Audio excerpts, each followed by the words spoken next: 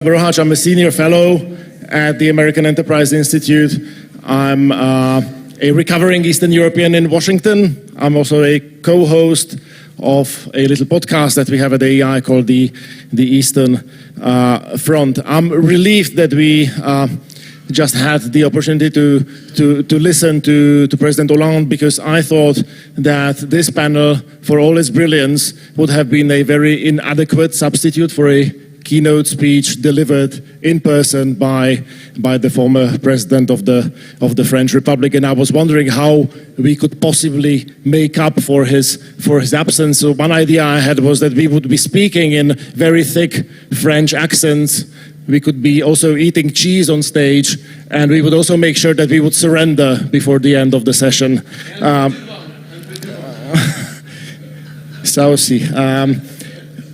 AEI, we are absolutely delighted to partner with the Black Sea Security Forum on this project. Just quick word of introduction. AEI is a public policy research organization, a think tank founded in 1938, which is dedicated to ideas of individual dignity and freedom, economic opportunity, and defense of freedom around the world, and American leadership. At this particular session, what I think might be useful to do is to kind of take a step back from the security debates that we've been having and look at the future of Ukraine, because beyond its success in the war, I think there are steps that need to be taken to make sure that Ukraine is a successful, prosperous European country, that it catches up with its neighbors to the west. In 1990, famously, per capita GDP in Ukraine was at par with Poland. Now there is a sizable gap which has been worsened further by the war. I will briefly introduce our speakers, and then we'll jump right into the conversation. So I'm joined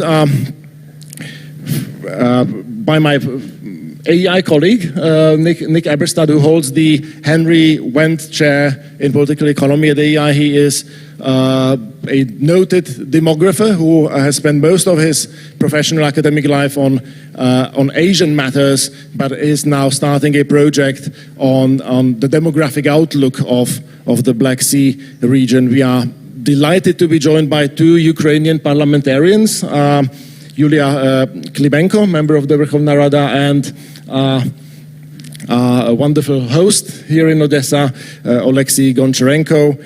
Last but not least, it's a pleasure to have a perspective from Western Balkans, from Vladimir Gjorchev, former member of Macedonian Parliament, or North Macedonian Parliament, from the VMRO-DPMNE party. I hope I did that well. One and all, welcome again. Nick, I want to start with you and just get your reflection on some of these on the following figures. So, in 1992, the population of Ukraine was somewhere around 52 million. The latest figure I was able to find is south of 38 million, little less than 38 million. UNHCR, in the most recent iteration of their reports, estimates that there is 6.5 million Ukrainian refugees worldwide, in Europe and beyond Europe. There are 3.5 million internally displaced Ukrainians. What do you make of these numbers? Should Ukrainians be worried, and how should they be thinking about their own demographic future, so to speak?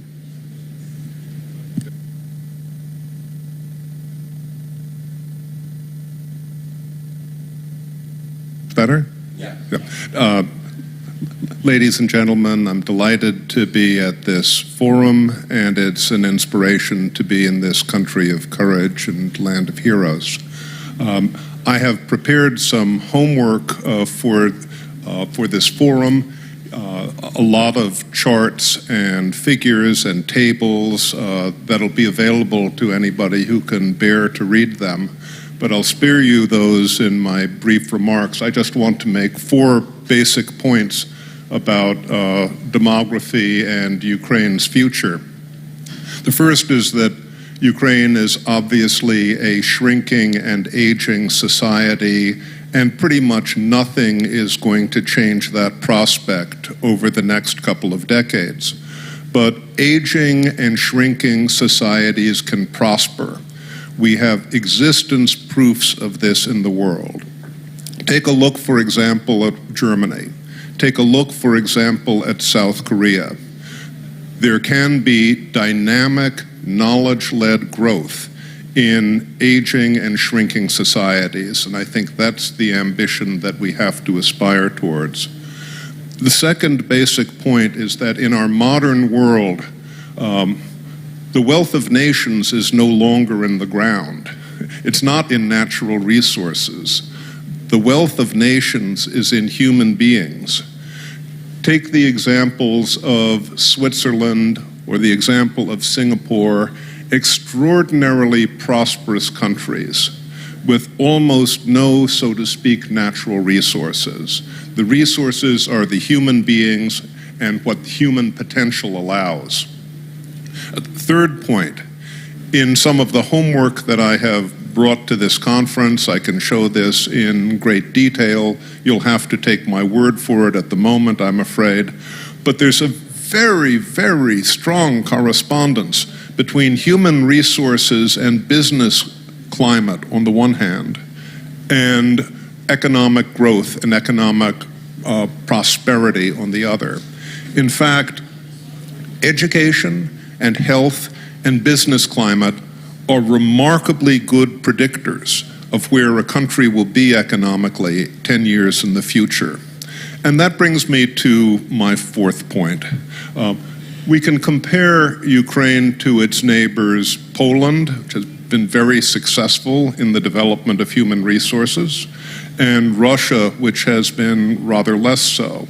But Ukraine has great work cut out for it. In terms of health, Ukraine's profile is much closer to Russia's than to Poland in terms of excess mortality, shorter lives, longer, more unfavorable adult mortality rates. In terms of education, and this is something that Oleksii has emphasized a great deal in his centers, the importance of education. Skills are lagging in Ukraine. 2 out of 5 young people in a recent survey just published this year on global skills, 2 in 5 young people in Ukraine are said to lack even the basic skills for the future. That compares to 1 in 5 in Russia and 1 in 7 in Poland. And with the matter of business climate, if we look at the situation in 2019, before the catastrophes of COVID and the Russian invasion, by many different surveys, Ukraine's business climate was lagging, even behind Russia's. These are urgent matters for prosperity and Ukraine's future that should not be allowed to wait until after the conclusion of the war. Thank you very much.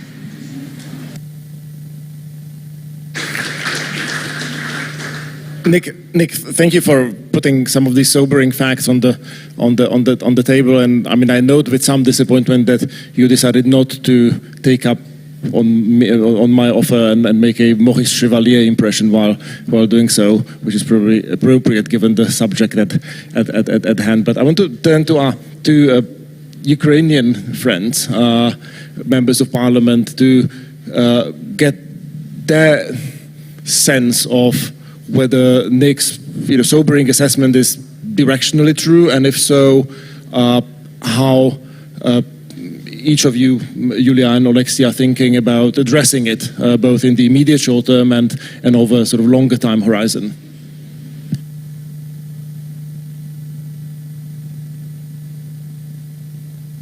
Hello, and it's a pleasure to be here, and thank you, Oleksii, for inviting to speak and to participate. I think it's very important to have such a such as thoughtful forum in Odesa, not in Kiev, not in Lviv, but in Odesa, the city who is struggling, fighting, and actually the city who is every day bombed by Russians.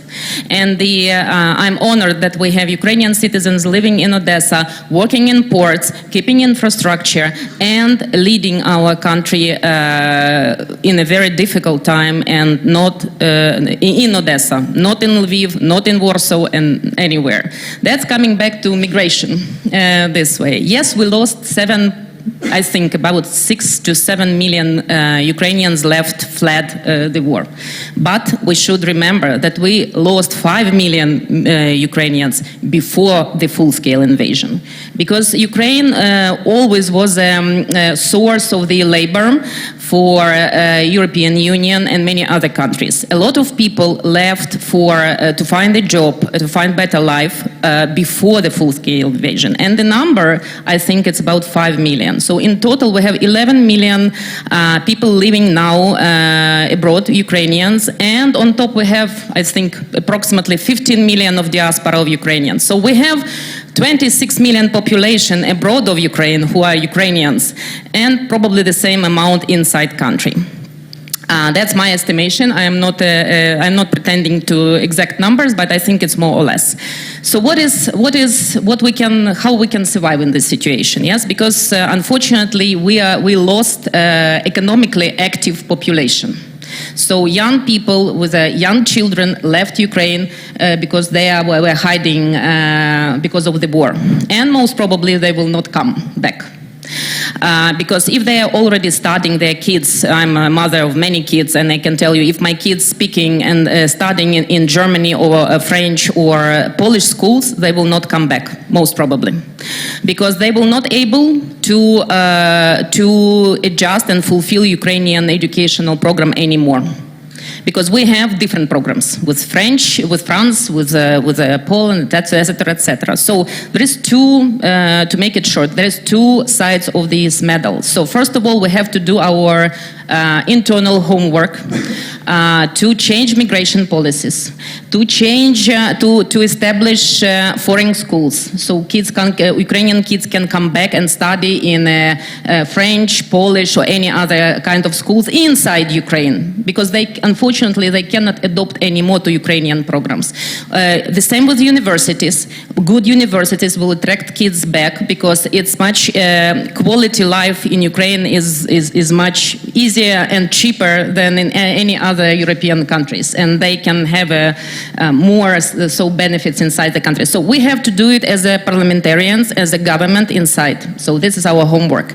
But also, probably, we have to keep links with the people who left to attract them back. But as my colleague said previously, it's a global world. Many Ukrainians of this 11 million left. They are still working for Ukrainian economy, because they are working as accountants online. They are working in many other professions and providing services for Ukrainian market. So you have to consider it also and see and calculate what is the percentage of these people who is doing added value for Ukrainian economy, unfortunately spending money in other countries because they have to live in other countries. So we have a lot to do as parliamentarians, because we were always, so to say, we have no history of migration. We have no legislation for migration. If we want to, in many sectors, as reconstruction, rebuilding, agricultural, and many other sectors, if we want to rebuild it and to grow it, we will need migration forces. So we will need labor force to invite for the, for the sectors, for some period of time. It could be different nations, it could be different professions, but we will not survive and we will not grow without changing migration policies. And that's actually how we can survive and how we can see Ukraine as a prosperous country in the future. Thank you. So it strikes me that at least two categories of sort of problems that we are dealing with. One is this sort of underlying issue of aging and sort of shrinking population, various sort of gaps in skills and unfavorable health outcomes, and all of this has been magnified by the impact of the war and the refugee population that might or might not come back. Going forward, if Ukraine ends up joining the European Union, the potential exists for a further brain drain. I mean, the experience of the Baltic states, Poland, shows that people go in search of better opportunities. So I suppose it is very important to sort of think about thoughtful policies, how to sort of make up for those losses, and also how to exercise sort of pull on your diaspora. So if you have any thoughts on any of these subjects, please weigh in, Oleksii. Thank you very much. First of all, just Yulia, how many children do you have? 6. Yulia has 6 children. Vladimir, how many children do you have? 4. 4. I think it applauds. I mean, He gets 4 too. yeah, you also have 4. We have a full team. Yeah, so 4 and Dalibor, I'm sorry. Right to say that the philosophy in our household was one and done. Yeah, and I with my 2 also underperforming. So Dalibor, we met this morning with Dalibor on our near the sea jogging. Incidentally, this morning it was raining. I was jogging, then I saw, who is this beautiful man jogging? So probably Dalibor, we need less jogging and more doing something else, because like we are underperforming. So that is a task for us. But this is a super serious issue, and I'm here probably most of all as the president of Committee of Parliamentary Assembly of the Council of Europe on Migration and Refugees, and I think for Ukraine, demographics is a huge challenge and threat, and we need to deal with it. We need policy. Unfortunately, we don't have it for the moment. And this is a very big problem for us. What we will do practically, next week, in just 1 week, the summer session of Parliamentary Assembly of the Council of Europe will start. And at this session, there will be a report on migration challenges and Ukrainian refugees. For the first time, it will be in the pace starting from Russian aggression. And in this report, we will try to establish some steps which can be done. And I want to address all of us, those who are sitting here. There are many representatives of different countries. There are honorable guests from embassies. I think first, you should help us to take our people back. In what way? I am not speaking about anything just pushing people out, no. I'm speaking about creation of mechanisms and motivation. For example, financial motivation. There are some countries which are spending big money on Ukrainian refugees, because it also depends definitely from the wealth of the country.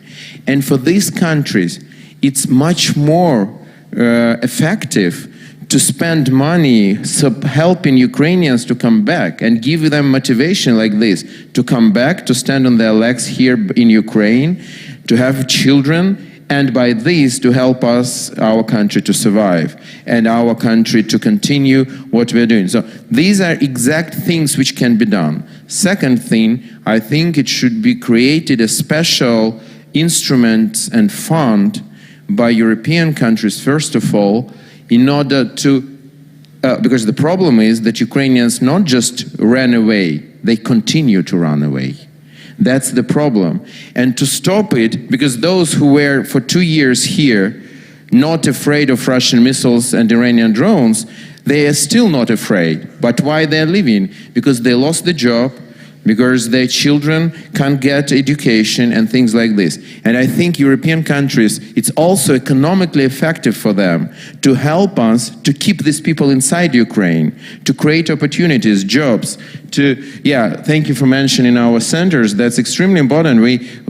Tens of thousands of kids coming through Goncharenko centers every year. But this is about challenge to education, right?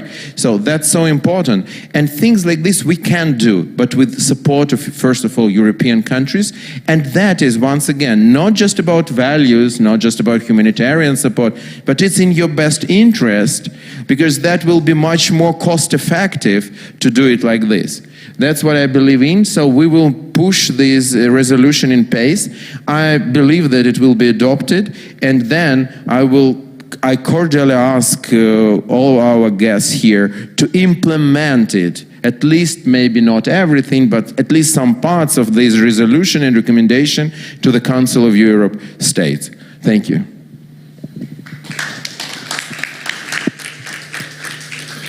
Oleksii, thank you. And I want to turn to you, Vladimir.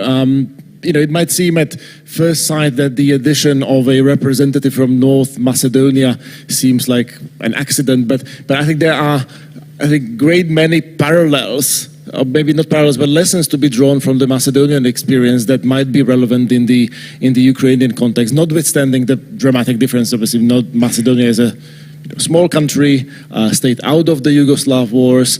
However, it hosted a sizable refugee population in the late 1990s during the Kosovo War, and it also had to dramatically reorient its economy away from Serbia towards Western markets. And it was under the VMRO-DPMNE government that lots of important structural reforms took place that actually made North Macedonia an attractive place to invest and live. So I wonder if there are lessons to be learned from that experience that you would like to share with us. Yes.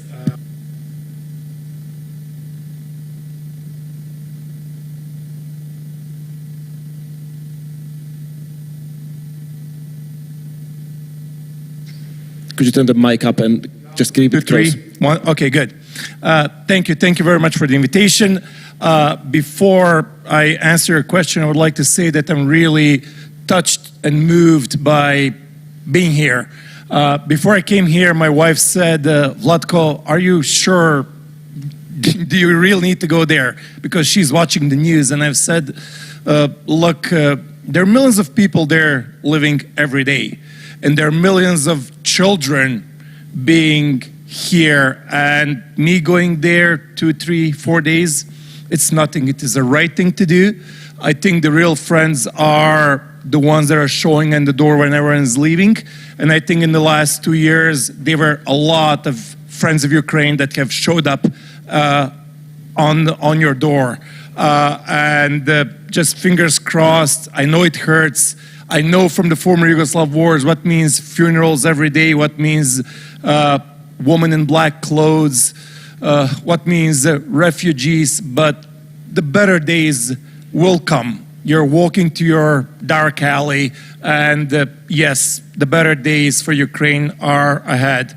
I would like to say a couple of things. I think demography is a mega issue, because you can have everything. You can build roads, you can build airports, you can build bridges, all the infrastructure, but if you don't have people, it's pointless. Ukraine, like many other countries, is running out of people. Everyone talks about human capital, and there is no human capital without humans. So my recommendation to Ukraine is that demography and population needs to be on the table of the president, on the table of the prime minister, the key government ministries, because it's an elephant in the room. Yes, I know that the priority is the war and the fight against the Russian aggression, but at the same time, while the aggression lasts, the schools have remained open, so that means the education is going on. There is a war, but the factories are working because the economy needs to go on. There is a war, but the agriculture has not stopped because the people need to eat. So yes, there is a war, but the new generation needs to be born, because life needs to win over death. Just a couple of numbers, and with this I'm going to wrap up my piece. In 1983, so in 1983, in the beginning of the 90s, there were 807,000 births in Ukraine. Last year, there were 187,000 births. That is a demographic recession of 80%.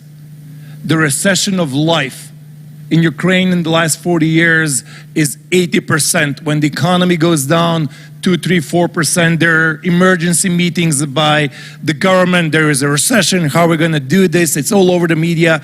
At the same time, we have this demographic recession from 807,000 births to 187,000 births. In 2021, just 1 year before the big war, the aggression started in 2014. 10 years ago, but the big war started 2 years ago. There were 272,000 births in Ukraine, and there were 714,000 deaths. So 270,000 births, 714,000 deaths. That is minus 442,000 people a year before the big war, before the big refugee wave. The daily loss of Ukraine in 2021 was 1,200 people. That is the magnitude of 12 airplanes going down every day, 365 days. So I think that demography needs to be it needs to be addressed by the Ukrainian authorities. I think Putin, by attacking Ukraine, wants to have Ukraine destroyed as an empty land.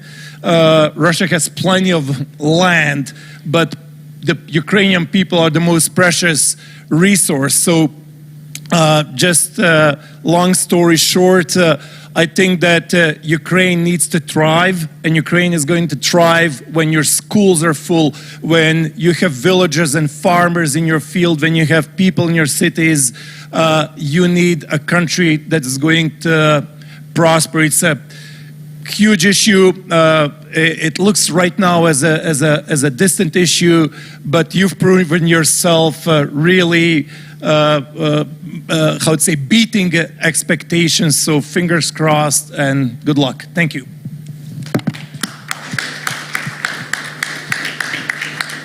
Vladimir, thank you so much for this. I will shortly open it up, but first I might just go back to Nick for a moment, and I wonder if you have any reactions to any of the sort of more specific policy ideas that we've been sort of exposed to, and also in particular, I wonder if you can think of successful examples of countries bringing back big parts of their diasporas or refugee populations and using those as engines of future growth. If there are lessons from history that Ukraine could sort of draw on.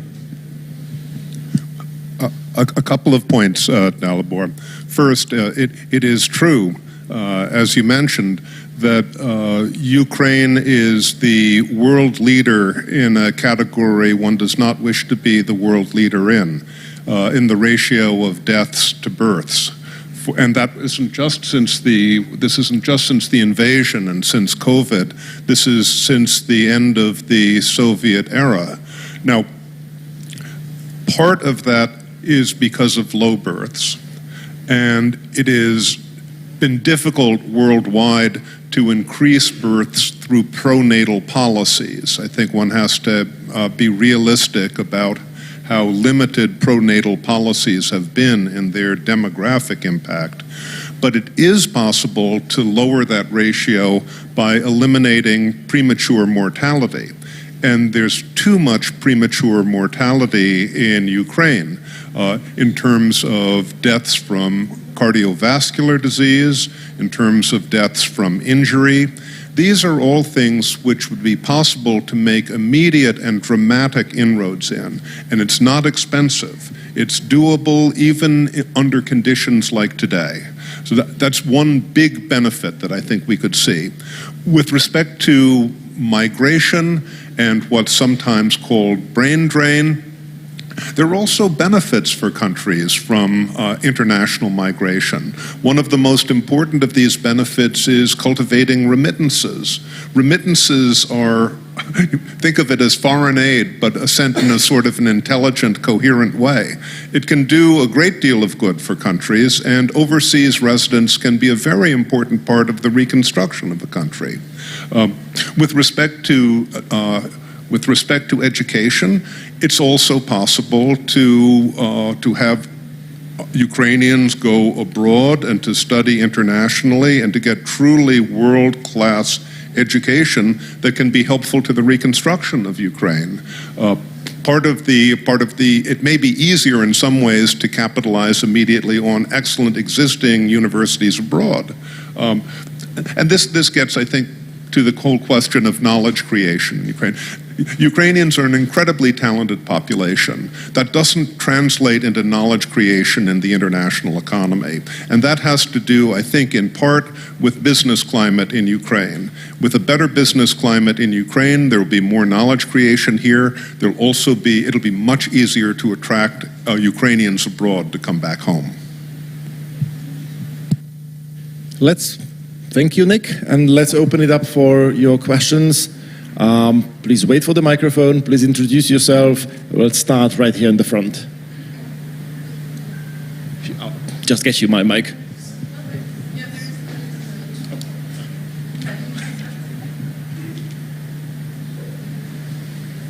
Thank you. Great panel. I'm Michael Butsurkio. I'm a senior fellow at the Atlantic Council, global affairs analyst, and I'm a contributor to CNN. In my pieces for CNN, I've talked to dozens and dozens of those 10 or 11 million who have fled Ukraine. Without exception, not one is going to come back to Ukraine if there's not the war on corruption. And we have an example on our doorstep a few days ago. The Deputy Prosecutor General of Odesa, Dmytro Verbitsky, bought an apartment for his girlfriend in Kiev for $1.2 million and a Porsche for $100,000. Unexplained wealth like that, stories are happening day after day after day in Ukraine. And people are asking, where is this war on corruption? So I'm wondering if you could address that, whether you agree that we're not going to see these people come back, especially the young ones, if there isn't also not only a war against Russia, but a war on corruption. Thank you. Yulia, Oleksii? Yes, that's true, that we have actually two wars. One is in the front line with Russia, and another one for our better future inside the country. We have, we have these idiots like Verbitsky, unfortunately. We have many of these people who, honestly, I can tell you that what I can observe in my 10 years in government and politics, that Russia using corruption and corrupted crooks very carefully to destroy Ukraine from inside. So it's a part of a hybrid war they are doing to us, yes, but there are many people who are trying to use the opposition to benefit on their families and themselves. Unfortunately, there are a lot of people in other societies, not only in Ukraine, with this approach. This is our number one priority in the front line and inside the country, to get rid of corruption and to build capacity, institutional capacity. We have. I'm a former Vice Minister of Economy, and I can tell you, without these two things about institutional capacity and without fighting corruption, we will not able to get out of this vicious circle. So we are going and going and going. So these two things, we have to do it. And we have, as you know, we have very I would say one of the newest and powerful anti-corruption infrastructure. We just need to fill in and give them a possibility to take these people like Verbitsky and put them into jail with no possibility to get out from this jail, with no money, with no possibilities. So that's how we can prove our citizens that we are on a better way. Come back, and you will see better Ukraine, and you will have possibility, not Verbitsky, but you will have possibility to take his position, to be honest, to get enough money for your family, to feed your family, and to do better for your country. That's the only way how we can do it. Yes, this is our second front, so to say. We are fighting it, but you have to understand this corruption came from Soviet time. It's not even established in Ukraine. It came from a very Soviet, as you remember, because I remember Soviet times. So it was almost a norm of corruption in the Soviet time, or the last decade of a Soviet time. So we actually inherited from Soviet, and we have to fight it. This is our number one priority. We will do it, but unfortunately, it's taking time. But it's, it's a part of our job. The second part, it's a motivation for people. I do not believe in any forceful attraction of Ukrainians by coming back to the country. But I do believe in motivation. If we will have better schools, better kindergartens, better universities, better infrastructure for mothers, because I have a lot of kids, I understand that I cannot work and go to the labor market if I need to take care of kids because I cannot put my kid into the kindergarten. So this all link, and for that we need to change our internal policies. It's not, I mean, and with the help of Europe and with the help of Western partners, we can do it. And we already Euro-integrated, because 6 million of our people already integrated very successfully into Europe. That's why when people saying that you will Euro-integrate in 10 years, I'm saying no, we're already in Europe. And we are one of the most successful labor force in Europe. So we are getting skills we cannot get inside Ukraine. So our people in Europe, in Canada, in the US, they already got much better skills. So we can attract, our task to attract these people back with a better skills, with international experience, with foreign languages, to build and rebuild Ukraine. I think Yulia said everything right. I just want to say two things to you. First of all, I am a member of the parliament who made an inquiry on Verbitsky when I saw the first investigation about the first house, and the criminal case was open according to my letter to the prosecution office. So we need to fight corruption. It's 100%. But one more thing, which is very important. When I'm on the international level, when I hear about corruption in Ukraine, again, we need to fight corruption.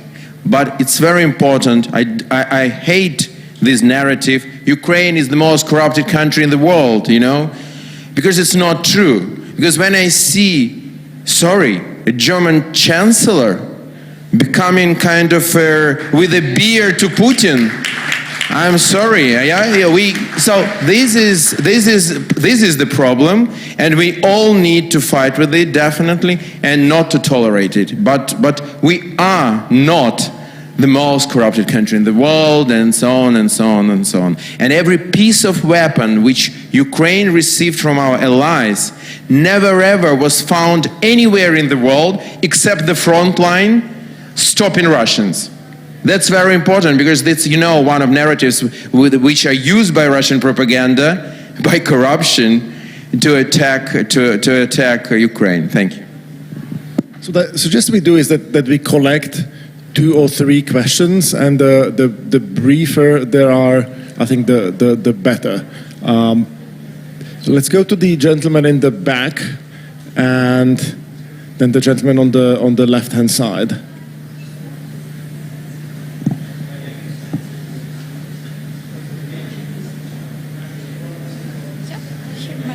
No. Okay. At first, I want to thank Oleksii Goncharenko for this forum, for the security forum. I'm Odesa City Council member, Oleg Zvyagin. Thanks to you, Oleksii Goncharenko, this amazing forum. Thanks for all who are coming here in Odesa at that time. We really appreciate you that you are with us during the war. Yeah, and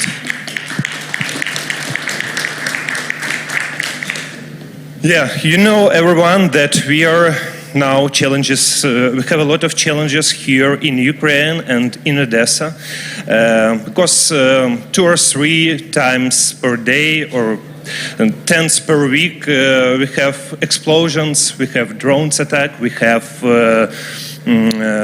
missiles that are flying ahead of our homes, and we have problems also with economic, with business in Ukraine, in Odessa. And I have a question. How do you think, is it possible now and nowadays, or we can only speak about that it can be after the war? Can American business, European business invest money nowadays in our country to develop different factories, develop different even small business, that's also okay. Because you know that missiles destroyed our factories, our power plants, and it continues every day. Yeah, so is it a challenge for business, for international business to invest money today in our country? Thank you. Let's go to the gentleman all the way in the back, please.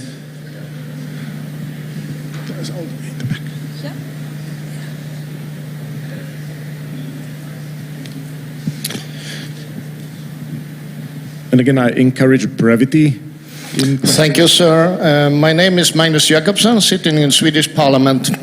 And I have Ukrainian friends in the front line, I have friends in business, and I have Ukrainian friends in Sweden. And my point of view, you actually have three wars. One war is on the front line since 2014. You have one war against the corruption, but you also have an economic war. And there is my question. If we believe the war will end in 2-3 months, maybe Ukraine have a correct strategy about business and relation with other countries.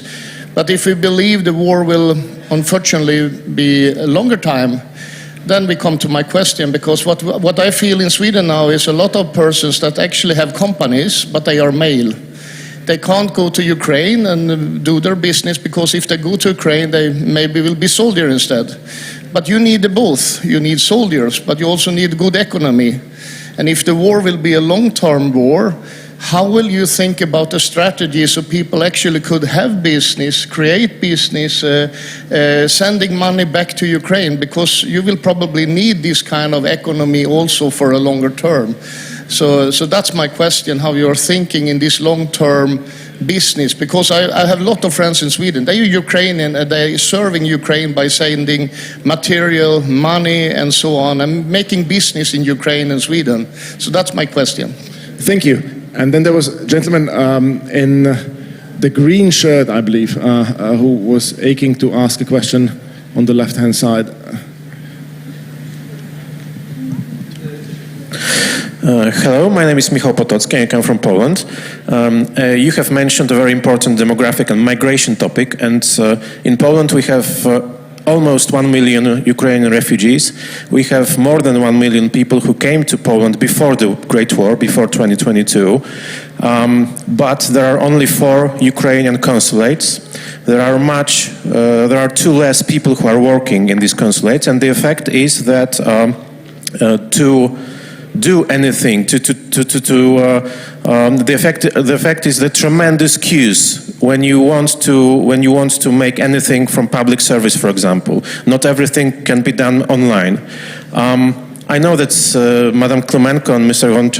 Goncharenko, you are from the opposition, but nevertheless I would like to ask you if there are any discussions to change this, because this is also in the context of the future election after the war. It was already a problem in 2019. People who wanted to vote had to wait for a few hours at the consulate doors. After the Great War, it would be even more terrible problem from the organizational, logistical point of view. Thank you. Wonderful. I suggest that we go from the extreme right, so to speak, to the left, and feel free to react to any of these of the questions raised. And I'm afraid then we'll have to wrap it up. First about the investments. I think yes, I think Ukraine is an attractive country, and you have a lot of potential. And I think the better days are going to come. At the same time, nobody knows how long the war is going to last. So you need to prepare yourself, for maybe for a longer war. Because when the wars were starting in former Yugoslavia, we were thinking like, oh, it's going to last 2 weeks, or maybe 1 month, maybe 2 months, maybe 4 months. But they were lasting for 4 years. Then the other thing that the previous gentleman has mentioned is, and about the investment, yes, there needs to be a free enterprise. There needs to be low taxes. There needs to be basic economics. So you need to learn from the best, from countries like Singapore, from the Scandinavian countries, from others, in order to develop yourself. About the gentleman from Denmark, you've said, you know, there is a front line, there is a fight in front against corruption and front against the and front on the economic front. I would like to add one more front, and that is the home front in the families. Because what we've seen in former Yugoslavia is that once the war was over, you had these soldiers that were super brave, these strong men that were literally facing tanks. They were fearless, and suddenly they were scared from their babies. They were scared from quote civilian life, and they went through so many difficulties. So there needs to be also a program, and I know you're doing that so much about the wounded soldiers, about refugees, about prisoners of war, but there needs to be some kind of programs for them as well. Once they're back, that they should have their families, raise their children, go back to work and all that. And the issue about Poland that was mentioned, probably there are more competent people to answer this here, but in a broader scheme, seeing other experiences from the countries in Southern Europe and Eastern Europe, once people leave, not too many of them return.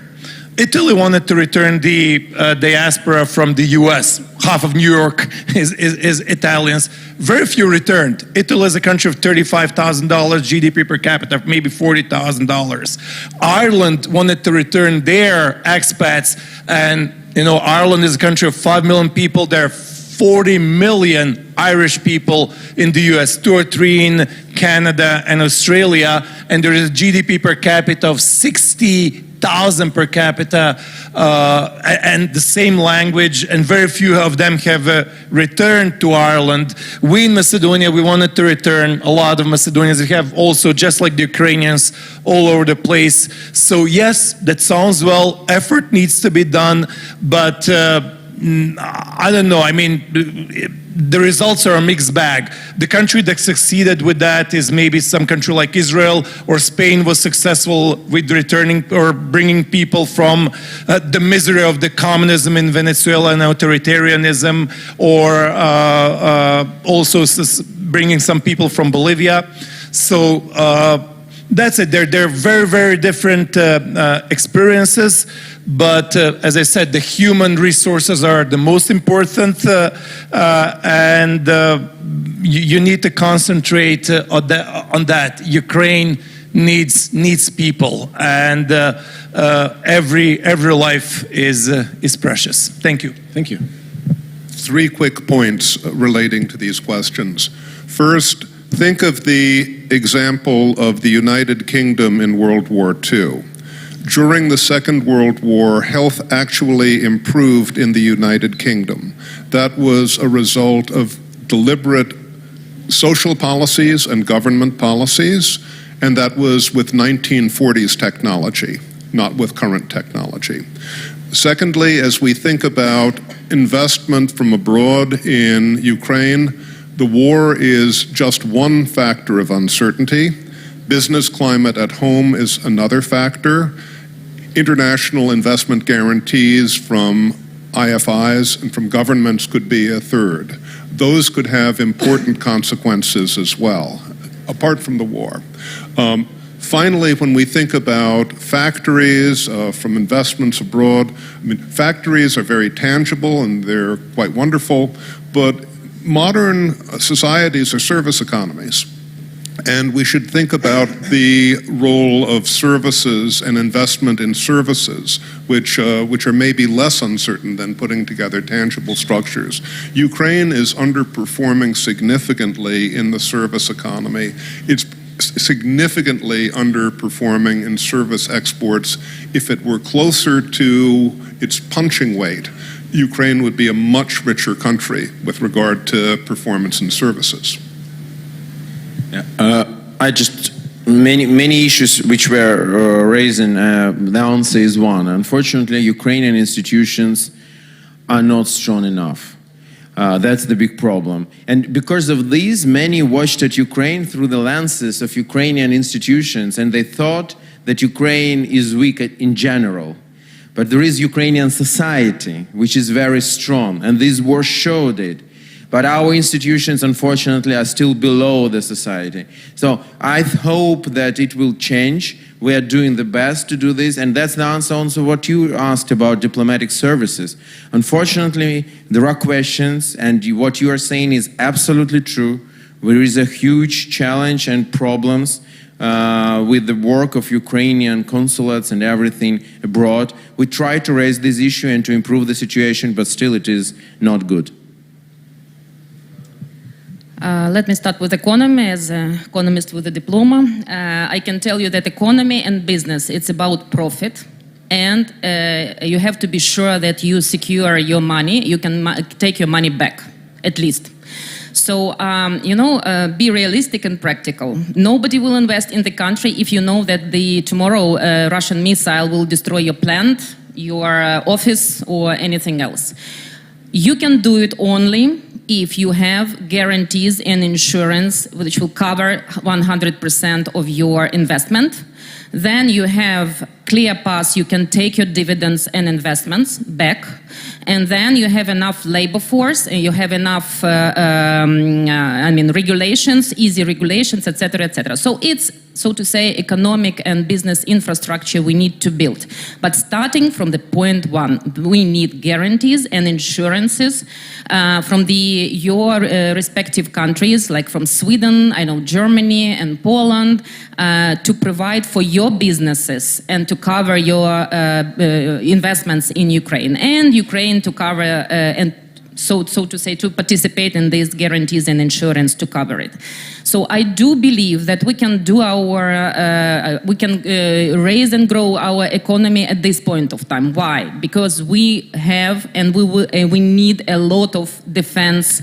Of the defense sector. We need drones, we need mines, etc., etc. So it's already attractive. And we have technologies which is proved by the battlefield. Not technologies that R&Ds that is in a laboratory somewhere in a safe place in California or San Francisco. No, it's a completely different technologies. It's a completely different proof. When you are saving your life, then your brain's working much more faster and effective. So investments into defense sector, investments into agricultural sector, investments into healthcare, because unfortunately we'll have a lot of people with injuries, with a need treatment and healthcare. So healthcare, and then probably infrastructure and transport. These four big sectors that we need investments as soon as possible, and investors who will come earlier will get the price, because they will be the first and they will take a share. So it's, I think a lot of, I was working for the Swedish business. I think you can address the issue of guarantees also to your government and to your members of parliament, how the Swedish government can cover investments of the Swedish business in Ukraine, and we are happy to help you with this from our side. And last remarks to my Polish colleague. Honestly, as a very cynical person, I understand that we are competitors of Ukrainian labor in Europe. So that's why, unfortunately, I don't see, we need much bigger infrastructure of consulates, of polls, election polls, etc., on territory of European Union. But honestly, I think it will be moving very slowly, because unfortunately, a lot of countries, unfortunately for us, a lot of countries happy to keep our people on their territories. They're not saying it openly, they are not saying it, they're very diplomatic, but be honest. So we have a very well-trained, particularly in a technical and technical side, very well-trained and educated labor force. So I think we have to have open discussion with Europe and many other countries, how we can do more polls to attract people to elect, and we are happy to do it on our side, because we understand that most of our voters unfortunately, abroad of Ukraine, and they have a right to vote. And we have also a part of our homework, as always, because our legislation, election legislation for peaceful time. So people who are not living on the territory of Ukraine more than 180 days cannot be candidates to the parliament, to the local councils, etc., etc. So we need to change legislation also on our side. But yes, we have a poor infrastructure of the consulates and embassies outside for such a big amount of people. We need to work on it, but let's push it together, because we understand that European Union probably not be happy to establish it faster, because many countries happy to keep Ukrainians on in their countries and their territories. Yulia, Oleksii, Nick, Vlatko, thank you so much. This was a brilliant session. Thank you. Please join me in thanking our panelists.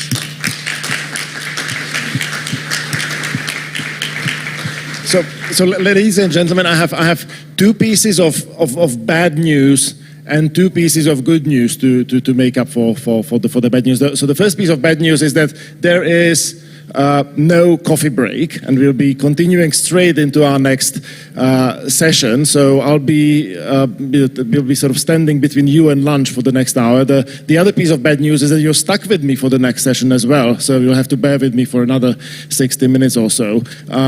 The good news, though, is that we have a very interesting, very consequential, I think, panel with Ambassador Volker, with Senator Kamiński from Poland, and with Katie Sendak from SIPA. Before we proceed with that panel, and that's the other piece of good news, is that we'll hear from Senator Jean Shaheen, a great friend of Ukraine. So please remain seated.